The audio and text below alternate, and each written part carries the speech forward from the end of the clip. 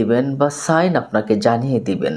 13টি আলামত স্বপ্নের মাধ্যমে যদি আপনি দেখেন তাহলে মনে করবেন আপনার সামনের সময়টা অনেক ভালো যাবে, অনেক দিক দিয়েই ইহ পারলৌকিক আপনার নেতৃত্ব, সম্মান, ধন, সম্পদ সব দিক দিয়েই আপনার কিন্তু ভালো যাওয়ার একটা ইঙ্গিত আল্লাহ পাক রব্বুল আলামিন এই স্বপ্নের মাধ্যমে জানিয়ে থাকেন।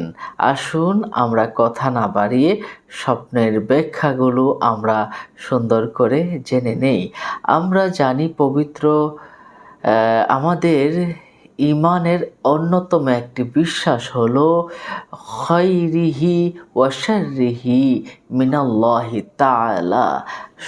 তাকদীরের ভালো মন্দ সব কিছুই আল্লাহ পাক রব্বুল আলামিনের পক্ষ থেকেই হয়ে থাকে। এখন প্রশ্ন হলো